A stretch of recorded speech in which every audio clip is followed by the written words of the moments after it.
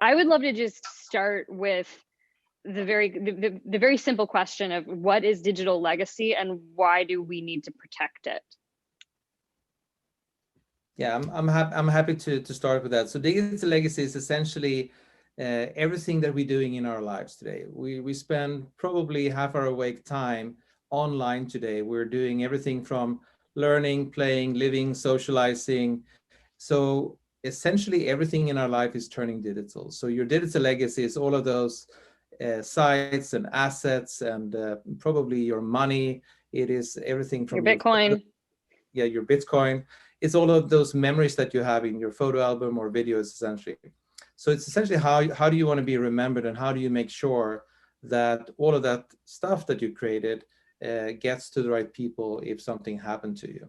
And I think And what we found out was that, which is kind of interesting, is that since no one really wants to think about their death, is that no one really has a plan for what's going to happen to all of their content and sites and money and passwords and domain names and Bitcoins when and if they're going to die. and And I, your father, oh, sorry, go ahead, Daniel. no, please, I was just going to add that one thing is that I think everyone's digital legacy is quite unique to themselves, right? We all have a sense of kind of what that online experience is like, what our life is like when we lead it online. And if I could just throw out a few numbers, since we all love data, there are 4.4 billion internet users today in the world. We're all creating 2.5 quintillion bytes of data every day. That's about 6 hours and 42 minutes per day spent online. That was 1.2 billion years of time spent online in 2019, 2020. That was before the pandemic. So just when you think about what we're all creating and sharing and experiencing and what might happen to it after we die, this is a global issue at scale that we're thinking about, but there's a micro level that matters to each of us in a personal way. And I'd love to hear the actual practicalities of what this looks like when someone hasn't protected these assets. Ricard, you went through this process with your father and is really the impetus for this company. So tell us a little bit about that. Yeah. So essentially what happens in my early last year, my father passed away. Some friends died in the first wave of COVID in March. So I got sucked into this thing. What happened to your digital stuff when you die? What happens to your email, your documents, your banks, your insurance, your domain names, your social media, your photos? You know, we have so many accounts out there. And the answer is nothing. And what's interesting with nothing is that if you haven't told anyone about your Bitcoin account, no one's going to find it. If you haven't told anyone about your photo album, no one is going to find it. So therefore, you know, your digital legacy is going to get lost if you don't take action.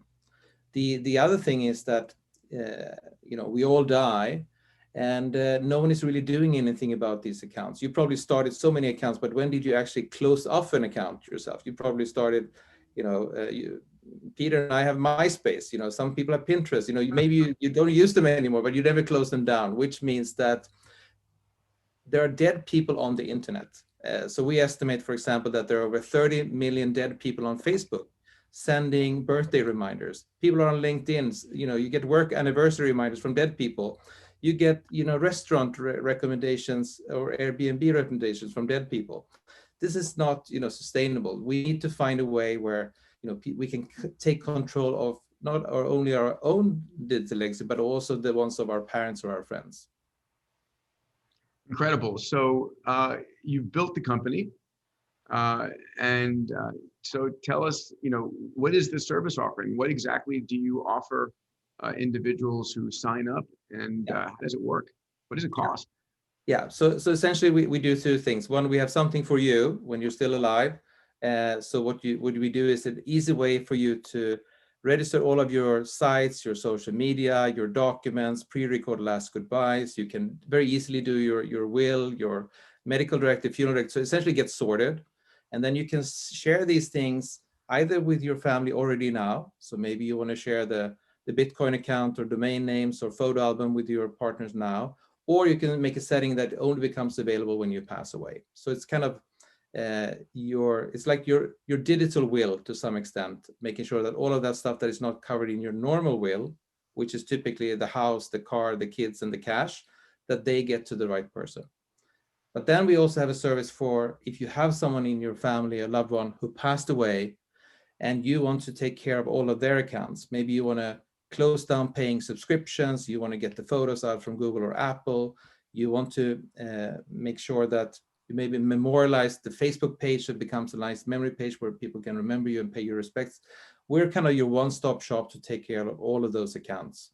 So it's everything from financial accounts to more social media accounts to photo albums and things like that, so that you don't have to talk to 15 different global internet sites who don't even have customer service where you can talk to someone. It's essentially support email at best. Yeah, and I would say that there are sort of maybe two primary reasons why people should think about their digital legacy. There's the pragmatic side, which is all about those accounts and data and monetary assets, just everything that's out there. And then there's the emotive side, right? More sort of qualitative. What are the ways in which you would like to be remembered, or the stories that you want to pass on?